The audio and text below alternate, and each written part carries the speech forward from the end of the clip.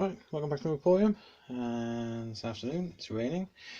It's Sunday, nothing on TV, so let's make a start on doing the top end teardown on this A35 engine. I have got gasket set, small end bearing, and a set of rings just in case. This is a oversized piston, by the way, not the standard. So next start, pull the spark plug out.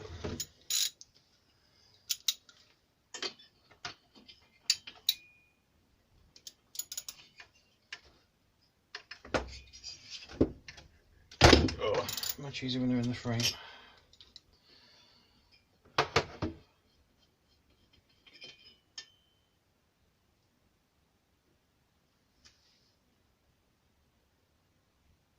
Not bad colour on them, could be a bit lighter. Let me check the jetting on that. Right, take the head off. You've got 4 M7 nuts, and you need an 11mm socket to get those off. Or failing that,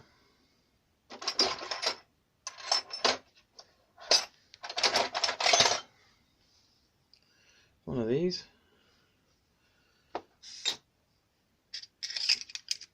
The screwdriver in the end, act like a T-bar. Right, give each of the top of the studs a squirt with some spray. Better release sprays are available, and I've also slightly slackened off all the nuts. I'll do it by hand.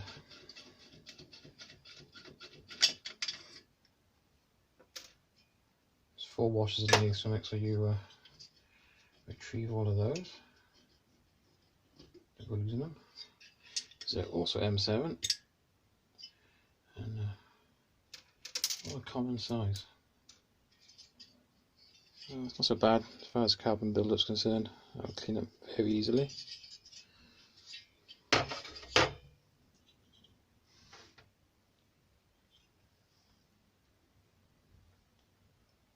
Ball looks okay so far.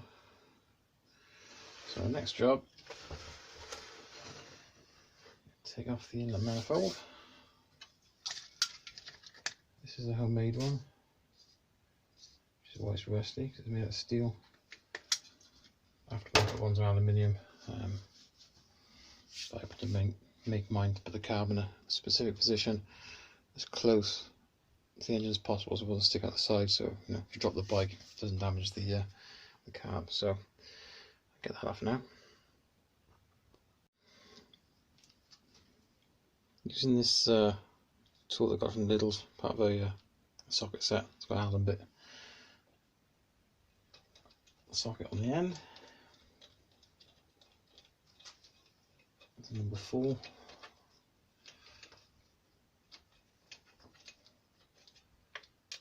It's very handy to get that one out. Let's see if we can get a ratchet handle on the end of it.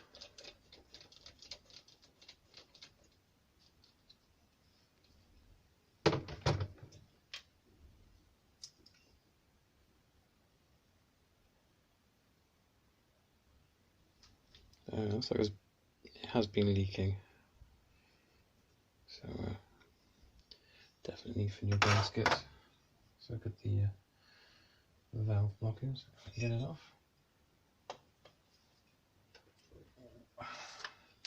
Gently pry it so you don't crack it.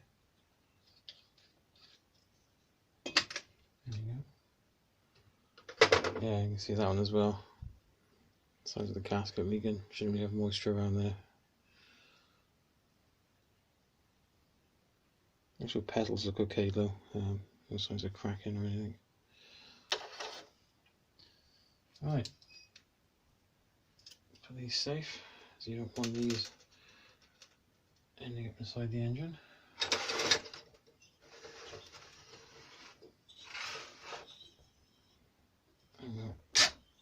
Oh, that doesn't sound great. That was the base gasket probably tearing.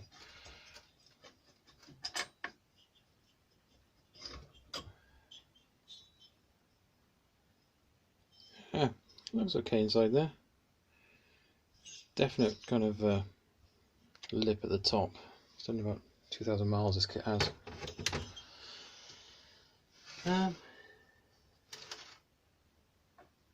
Definite signs of blow-by between the top wing and the lower wing.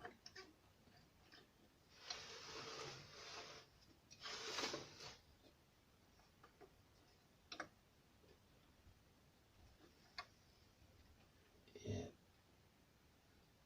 so I think we're replacing those. Let's get it clean up because I don't want any of this getting down inside there. Right, so piston is off. Got the crankcase stuffed with an old sock. Stop anything going down there. Small end bearing is out. I have these little circlips that go either side of there, and that is what holds the gudgeon pin in. And that there.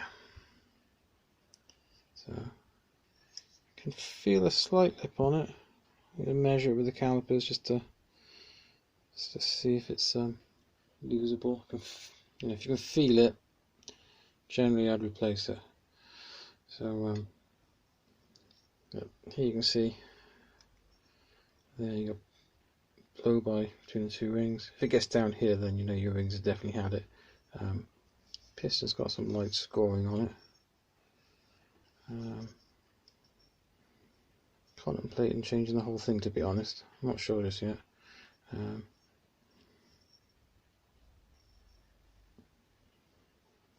Yeah, I might change the wings for now. I guess the point. If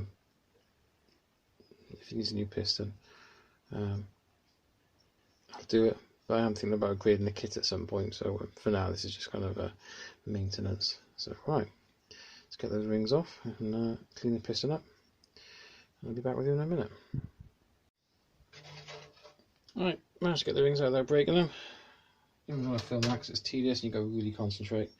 As you can see, how much carbon is built up in the ring grooves. That's what usually causes them to break when you get them off, because it gets stuck at a certain point and you kind of put too much pressure on them and they snap. There's a little locating pin, I don't know if you can see that, probably not, there and there. This just stops the rings from actually spinning. On a 2-stroke, the rings don't rotate. On a 4-stroke, they tend to be free in their grooves, but 2 strokes, they're not. So you've got to make sure. So you get a little step in the ring. It actually closes over the top of that pin, and that'll stop it from breaking. And if you put them in incorrectly, and you notice they're staggered, because if you do get blow by that side, it's difficult for it to make it way around to there. Whereas if they lined up, they could go straight past the 2 rings and it wouldn't work as they're meant to. Right, let's get that clean up. Right, pistons are clean. The ring grooves have been cleaned out. So let's put the new rings on. Alright, also going to put the old rings back on. Don't really want to, but this is my kind of commuting bike and I can't have it off the road for another week. So just have to wait to see what the supplier says about the old rings being the wrong size. So all the gasket faces have been cleaned up. Don't want to leave any traces of gasket material left on them. So make sure they're all nice and clean. Get a good seal then. It came. This is like the Airsal big bore kit gasket set. It comes with 2 base gaskets. That seems to be the one that fits the best.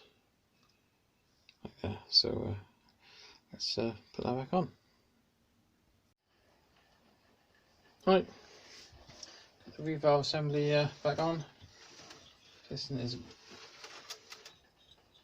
in place, as is the cylinder barrel. Didn't film that because it's really fiddly. Again, trying to get the piston and the rings to sort of line up nicely as you push it back in again, but it's all as it should be. One thing I will say is, take the wax over a little bit. Use plenty of oil, but with these aluminium cylinder kits, don't ever hone them because they have a nickel lining and you'll ruin it. The idea is it's quite hard compared to you know, the older cast iron stock cylinder barrels. You know, you can hone these are fine, but with these, use a cylinder hone on it, you can destroy it. The idea is that they will last a very long time, depending on how good the nickel coating is, but generally speaking they're fine. So the kit does come with a head gasket, but on the Tomos it doesn't actually use it. This is a cylinder head out of Puch Maxi, so it doesn't actually line up with the fins as it should do. There is an A35 head for big bore kits available, it just wasn't available at the time when I bought mine. So that is the bottom of the head on the Puch Maxi, because that lines up with the compression release valve port. Tomos doesn't use one, but I still kind of stick them in that way around, like that. So it's just a matter of put the nuts, the washers back on, torque them up. It's top of my head, I think it was 9 foot-pounds, something like that. Use a torque wrench and do them kind of diagonally, evenly, so it tightens up nicely. I've still got to do a bit more work on this engine, is that there's a little cut on one of these wires here, so I've got to take all this off and repair that before it goes back in the frame. You can do all this work with the engine in the frame. You've still got to take the exhaust off, and you've got to take the carb off, which if you've got a stock A35 can be a bit of a nightmare because it's actually mounted there under the frame, so in those circumstances you probably are better off dropping the engine out. If you've got externally mounted carb like me, sometimes you can just get away with taking the carb off and then pulling the cylinder up underneath the tank, and there should be enough clearance for that. If not, you've got to undo these, which can be a bit fiddly. There we go. I'll let you know how I get on. I've still got a bit more work to do.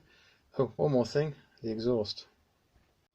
Right, so I was looking to get the kind of the next version up from this one. This is like your basic bullet exhaust. You get one that's got a removable end cap on it. I wanted to decoke this one. I thought maybe a bit better, and I could put some on my other bikes, maybe later on in the future. Couldn't get one, so I ended up decoking this one, and it's essentially drilling out these 5 rivets here. There's 3 rivets there.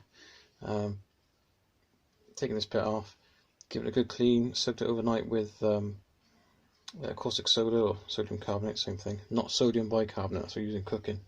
You want sodium carbonate or caustic soda from drain cleaner. So I do, you kind of bung the end up with one of these things. That goes in there, bung it up, fill it up with water and your caustic soda. That cleans off any carbon from inside it, and then once it's all cleaned up, you clean the baffle up inside there, you can then put this back on. These just turned out to be 4.8mm rivets, so quite common, you know. I just needed 8 to put it back on again, so it didn't really break the bank, so kind of saved myself best part £50 there. Right, there we go. Shame we couldn't put the new rings on. Actually it does say on the packet there, I'm going to zoom in on that, probably not. 38x1 Airsal, so definitely the wrong ones in the wrong packet. So never mind. Maybe next time I'll have the whole kit on, you know, to have completely replacement cylinder kit, because this one did have some wear marks at the kind of a bottom of the, you know, the piston stroke and at the top. So yeah, you know, after 2,000 odd miles, and it's had a good run for a small capacity engine. Thanks for watching. Please subscribe. See you again soon.